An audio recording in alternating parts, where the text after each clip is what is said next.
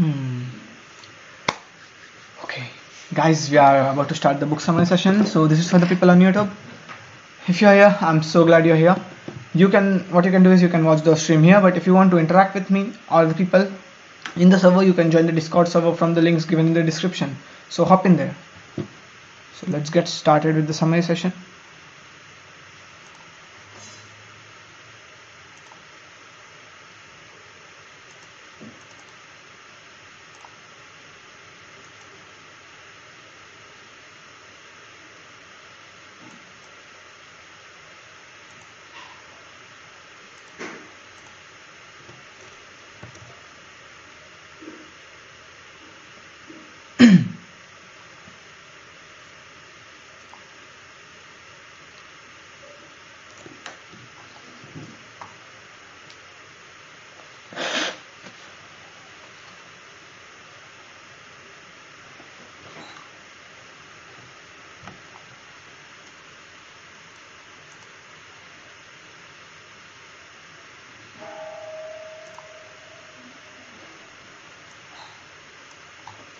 Good evening, everyone. We'll be starting at like 7:05 p.m. If you can just tell me if my voice is clear in the discussion channel, that would be just great.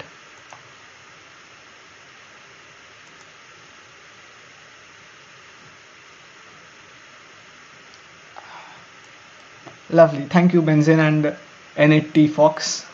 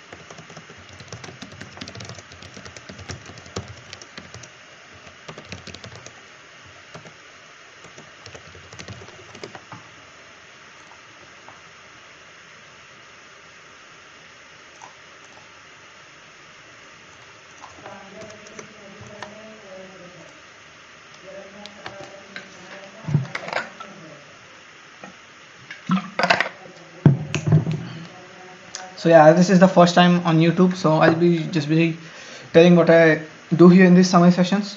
So what these summary sessions are is that I take a book, we as a community take a book, we select it by upvoting them, and then we summarize the whole book in like 20 minutes, which is followed by the interactions. I won't be able to stream the interaction part on the YouTube as of now because I haven't taken like consent. This happened so fast that I just didn't have time to ask the members for permission, because if we are taking the interaction part, they will also be there in the stream. So that's why I need their consent for that. So we will be starting in like 2 minutes at 7:05 p.m. If you're watching this on YouTube, like, I love you guys personally. So what we do here is, I just didn't have time to ask the members for. It is pretty simple what we do here. What we do is summarize the whole book in 20 minutes. My main goal, or our main goal here, is to make the people who cannot give 12 hours or 8 hours to a book understand the whole concepts of the book in like 20 minutes. That's what the core idea of the book is. We'll just wait for another minute and then just get straight into it.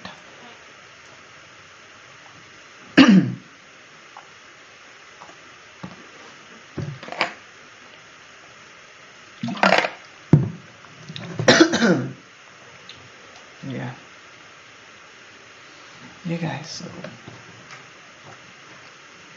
guys, let's get into it. For that, I'm Pratyay, and a gentle reminder, if you are about to make noise with hand, I personally love those.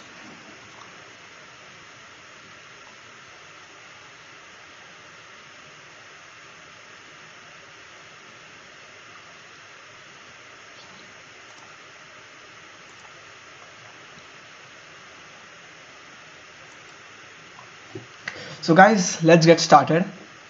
Before we get into a summary of the book, a gentle reminder to everyone, if you're making notes by hand, that's just amazing. I love that, and I guess we would all love to see those. But if you're thinking about typing the summaries, I would be providing it to you after the session is over. So don't worry about typing it. But if you are making it by hand, just send it after the session is over. So let's get into the summary. So today's topic or the book for summary is The Subtle Art of Not Giving a Fuck. This is the only time I'm saying the F word. So don't worry, I didn't know how to say the word without saying it, the book's name. This book is written by Mark Manson, and this book is about how we can deal with our life and about productivity and overall life, but this book is truthful in a bitter and harsh way. So let's get into it. The book in 3 sentences. The Subtle Art of Not Giving a F is a book that challenges the conventions of self-help by inviting the reader to not try, say no often, and embrace negative thinking. Not giving an F is about being comfortable with being different and caring about something more important than adversity or the common things. You must give a F about something though, because unless you give a F about something, you will just be wandering tirelessly or without a purpose. So what I have done for this summary here is there are total 9 chapters in this book, so I will be making summaries of those 9 chapters so it is easier to refer for you if you guys are going into the book later. So number 1, don't try. The key to a good life is not giving an F about more. It's giving a F about only what is true and immediate and important. The desire for more positive experience is itself a negative experience. And paradoxically, the acceptance of one's negative experience is itself a positive experience. Giving too many F's about things that don't matter makes us feel bad about ourselves. This leads to the feedback loop from hell. For example, you get anxious about confronting somebody in your life. That anxiety cripples you down and you start stuttering and you start wondering why you are so anxious. Now you are becoming anxious about being anxious. So it's just compounding over time only because you are imagining being anxious. It's okay to have these feelings and feeling like shit sometimes. It's totally okay. Don't make it worse by beating yourself up for feeling that way. Don't blame yourself for feeling that way. Say to yourself, I feel like shit, but who gives an F? And then, as if by magic, you stop hating yourself for feeling so bad. What does not giving an F mean in context of this book? It's not about being indifferent or being like others. It's about being comfortable with being different. To not give an F about adversity, which is a difficult or unpleasant condition, you must first care about something more important than adversity. You are always choosing what to give an F about. The key is to gradually cut those things out that you care about so that you only give a F about the most important occasions. You have to cut down the things that do not matter as much as the important things. You have to prioritize things and give the Fs only about the important things here. Chapter 2. Happiness is a problem. Happiness is not a solvable equation. It is a constant work in progress. Because solving problems is a constant work in progress. The solutions to today's problems will lay the foundation for tomorrow's problems and so on. Problems never stop. They only get exchanged or upgraded. Happiness is found in solving problems, not in avoiding them. True happiness occurs only when you find the problems you enjoy having and enjoy solving. As the author has quoted, to be happy we need something to solve. Happiness is therefore a form of action. Whatever your problems are, the solution is simple. Solve problems, be happy. That's about it. Unfortunately, for many people, life doesn't feel that simple. That's because people mess up this simple equation of solving problems and being happy into one of the 2 ways. The first way is denial. They deny that the problem exists in the first place. And because they deny the reality, they must constantly delude or distract themselves from reality. What they do is they tell themselves that there is no such problem and they try to fantasize that there is a better life that they are living and the problem just does not exist, which is totally wrong. It is just keeping them away from solving the problem, and the problem will keep compounding itself and grow exponentially larger. The second way the people mess up their lives is by the victim mentality. The victims seek to blame others for their problem or blame the outside circumstances. This may make them feel better in the short term, but it leads to a life of anger, helplessness, and despair. People deny and blame others for their problems for the simple reason that it's easy and feels good, while solving problems is hard and often feels bad. We like the idea that there is some form of ultimate happiness that can be attained. We like the idea that we can cancel out all of our suffering permanently. We also like the idea that we can be fulfilled and satisfied with our lives forever. But we cannot be. Real, serious, lifelong fulfillment and meaning have to be earned through the choosing and managing of our struggles. Chapter 3. You are not special. Now this is one of those chapters from books which have heavily inspired me personally. I love this chapter. A person who actually has a high self-worth is able to look at the negative parts of his character frankly and then acts to improve upon them. People who become great at something become great because they understand that they are not already great. They are mediocre or just average, and that they could be so much better. They know that themselves and they accept it. Many a times we end up in situations where we think about what will other people think about us. We hold ourselves back because of that. Be it a class where you know the answer but you do not answer it to the teacher or the faculty just because you think what the others will think if you answer it wrong. Be it a girl you are scared to approach because you think others would laugh at you if she says no or behaves rudely. It is all in your head. You, even I, we are not that important to be remembered. We aren't important enough to be remembered for a stupid little thing like getting rejected by a girl or not answering the question right. It is all in our heads.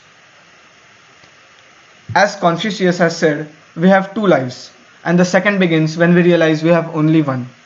Similarly, the only way to become important is to accept that you are not important. Get on the stage, answer that question, go talk with that girl. Because you are not important enough to be remembered for being wrong, but you will sure be important if you approach, because that approaching will make you rare, and rare things are sure important and have a far greater value. Chapter 4. The value of suffering. You can control problems based on how you choose to think about them. To change how you see problems, change what you value and or how you measure failure or success. Only choose to have values you can control. Values you don't control are bad, as they will be constant source of unnecessary suffering in your lives. Now values can be of two types, good values and bad values. Some examples of good values are reality-based values, socially constructive values, and immediate and controllable values, such as honesty, innovation, or abilities, standing up for ourselves, standing up for our friends or others, and self-respect. These are types of good values. And the other type, which are the bad values, are dominance through manipulation or violence, like we trying to control people, then feeling good all the time, that's also bad value because that puts us in a very bad default state, and if we ever feel down then it would be really hard to get up through that. Always being the center of attention is also bad because we get addicted to that stuff, and even not being alone is a bad value as we do not get time to think and ask ourselves about how we are actually doing, because it might seem a little stupid but it is a real thing that sometimes we just put on a mask, each and every one of us, when we are with society, because humans tend to become like others as we are social animals. When we have poor values, we essentially give F's about things that do not matter and make our lives worse. For example, I once had a friend who gave more F's about what other people would think than us, than the relationship as a friend we had. She was all about clicking pictures and living a fantasy life that everything was good, when nothing really was. She gave F's about things that were consuming her slowly. And well, I did try to stop her, and that's why I used the past tense while saying I had a friend. Self-improvement is all about prioritizing better values and choosing better things to give an F about. When you give better F's, you get better at solving problems. And when you get better problems, you get a better life, which is a beneficial counterintuitive values that you can adopt, such as assuming responsibility for everything that occurs in your life. So these are certain values that you can adopt that will be beneficial for your future. Number one is assuming responsibility for everything that occurs in your life. You should know that you are responsible for everything. It might be someone's mistake, but it is your responsibility. For example, if you are giving an exam out there, right, and you brought a pen which doesn't work. We all get it. It's the mistake of the pen that it isn't working. But wasn't that your responsibility or my responsibility to check whether the pen was working? It might be someone's fault that we are in a relationship because of peer pressure. But isn't it our responsibility to not take their opinions and do what we want? It might be anyone's mistake, but you are the only person who can live as yourself. You are great and yet you are nothing. Every one of us. So we should take the full responsibility of everything that happens in our lives and become the person we have the potential to be. 2. Acknowledging your own ignorance and constantly questioning your own beliefs. Many times it happens that we tend to ignore things or people. We should acknowledge it, that we are surely ignoring those people and stuff, and we should question like why we are doing this. Is it beneficial for our future? 3. The willingness to discover your own flaws and mistakes in order to improve. Nothing in this world is perfect. Perfection is a myth, but we can continuously strive in getting better. For that, we should be looking for the flaws in us and the mistakes that we have done. As they say, that past is the best teacher of all of them. 4th, the ability to both say and hear no, thus clearly defining what you will and will not accept in your life. The ability to say no is really one of the best abilities you can have. Because if you are being the nice person who is doing good things for everyone, you will never be the person you were meant to be, because you will be helping people become what they have to be. And 5, the contemplation of one's own mortality. This is one of the best things. Like, not the best things, but this is really important.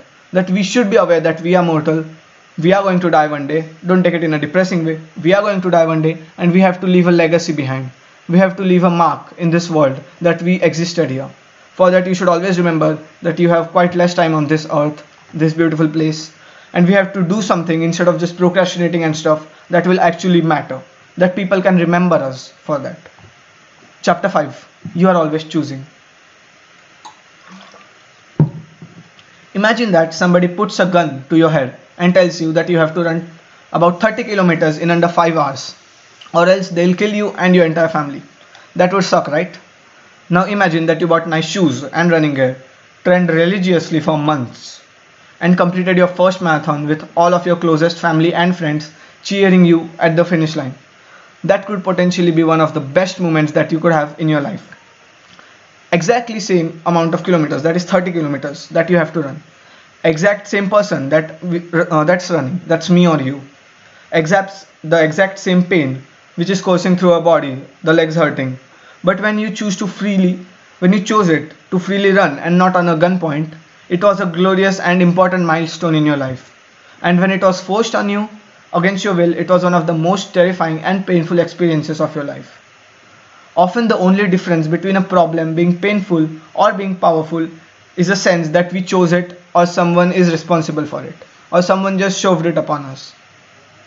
If you are miserable in your current situation, chances are it's because you feel like some part of it is outside your control.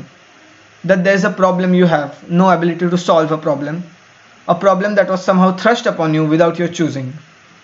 When we feel that we are choosing our problems, first of all we are committing to it. We feel empowered. When we feel that our problems are being forced upon us against our will, we feel victimized and miserable. And once we are committed to a problem and we have chosen a problem, we tend to do it more likely, way more likely than if it's thrust upon us. So remember, we cannot always choose what happens in our lives or the outcome of your decisions, but we have complete control over how we choose to respond to a problem or failure emotionally. Taking responsibility for our reactions to negative circumstances will help us better deal with problems in our lives. Chapter 6. You're wrong about everything, but so I am. Growth is an endlessly iterative process.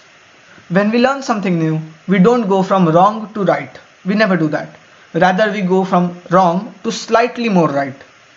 You cannot be perfect, but you can keep getting better as much as you want. We are always in the process of approaching truth and perfection without actually reaching truth or perfection. Instead of striving for certainty, we should be in a constant search of doubt. Doubt about our own beliefs, doubt about our own feelings, doubt about what the future may hold for us, unless we get out there and create it for ourselves. Instead of looking to be right all the time, we should be looking for how we are wrong all the time, because we are wrong at a lot of times, and being right is not going to give us any good things. It will just make our pride grow bigger. But if we see what we are wrong at, we can strive to make ourselves better and improve. Openness to being wrong must exist for any real change or growth to take place. A set of questions that will help you breed a little more uncertainty in your life. These are like 3 questions here which you can ask yourself from time to time if you are quite certain about doing something but you just want to get a bit uncertain. This quite helps, as it tells you where you are doing wrong and where you can improve. The first is, what if I'm wrong?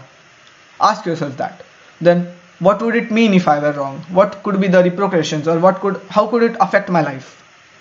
Third is, would being wrong create a better or a worse problem than my current problem for both myself and the others? If it feels like it's you versus the world here in a situation, chances are that it's really just you versus yourself and you just don't know it. Chapter 7. Failure is the way forward.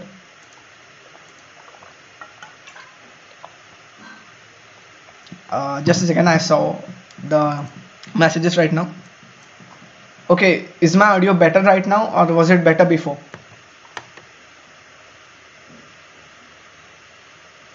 Flamey?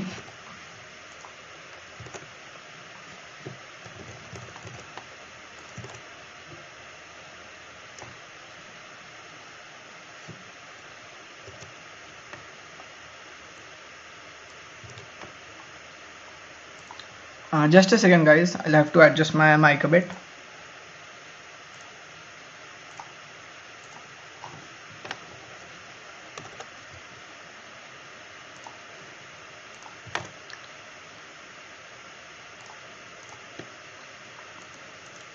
Hello, is my audio like better now?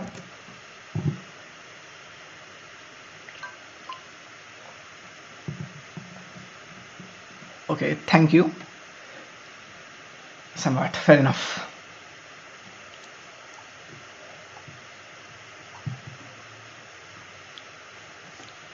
Okay, so let's get started. I'm having the discussion chat room here. So if there's any more disturbances, just tell me there.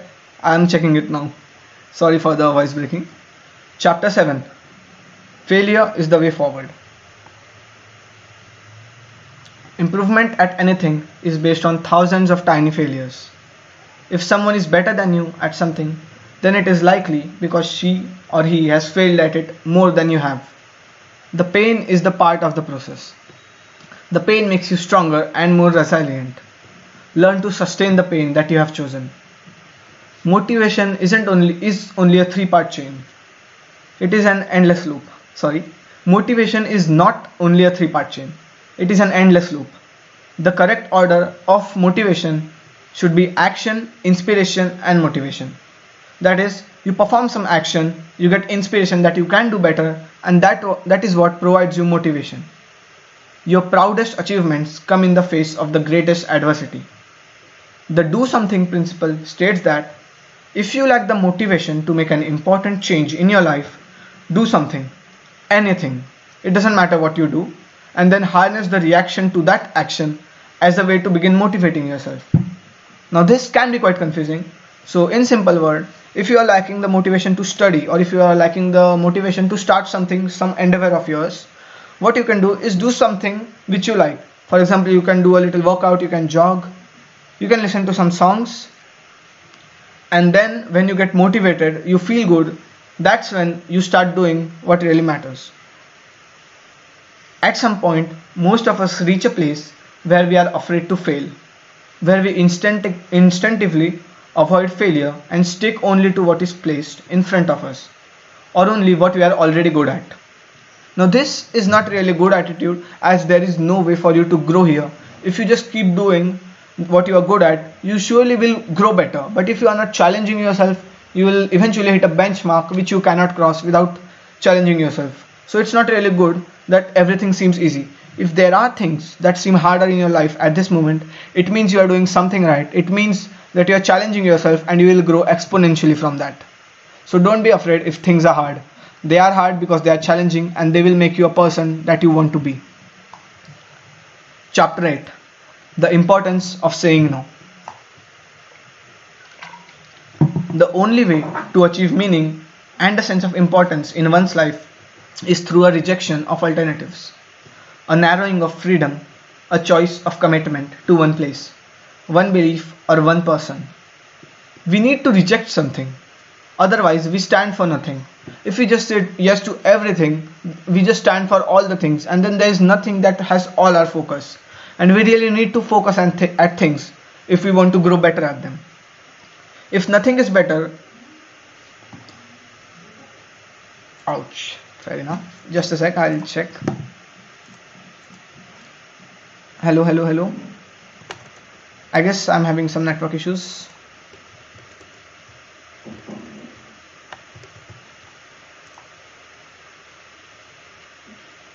Was it better before or is it better now?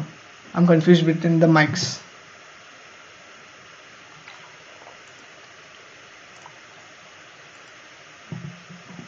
Okay, this is the first mic and this right now is the second mic. So could you guys like just tell me which one's better? Yeah, I have it turned on, bro. The input setting, input sensitivity. Okay. Yeah, I'll keep it on the second one.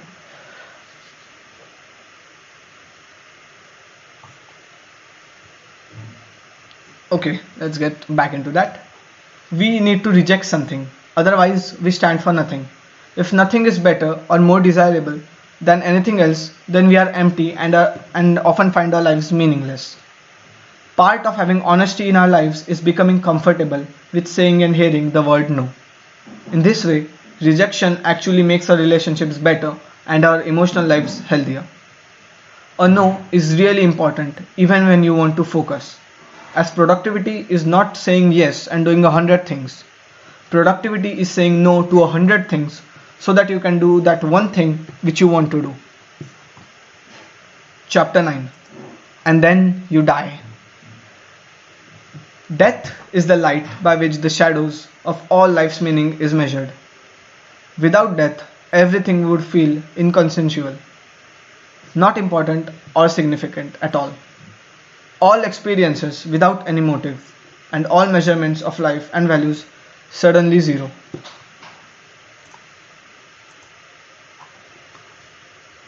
Confronting the reality of our own mortality is important because it obliterates all the crappy, fragile, and superficial values in life. The only way to be comfortable with death is to understand and see yourself as something bigger than yourself. To choose values that stretch beyond serving yourself, that are simple and immediate and controllable too, and also tolerant of the chaotic world around you. As they say in the quote, the fear of death follows from the fear of life.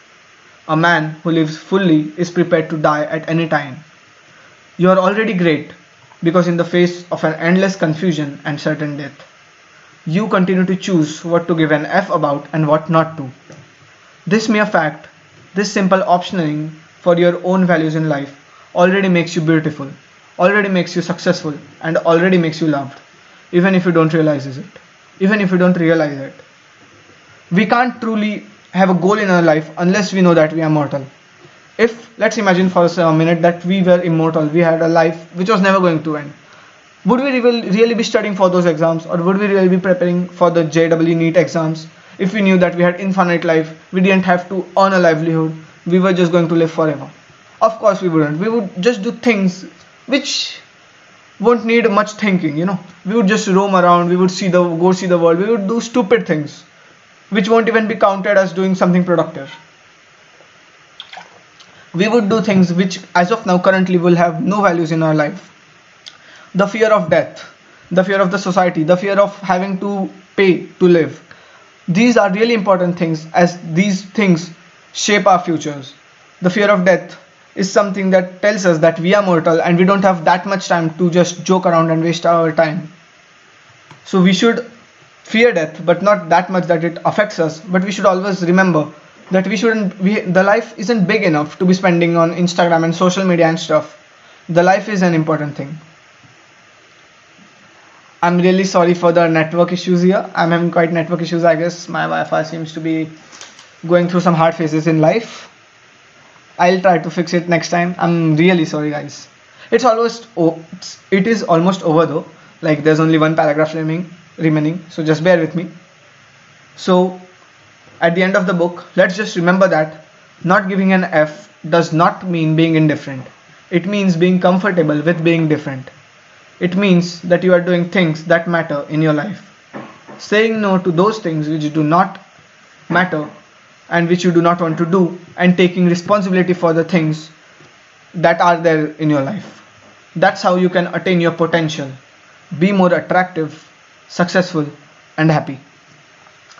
This was it for the summary, guys. Thank you all for being here, and thank you for bearing with my audio issues. I'll definitely look into it in the next session. Also, it's time for the interaction. So if you guys are willing to just talk about the book or talk about anything, or if you have any doubts or stuff, just hop on the stage, put the mic there to like get on the stage.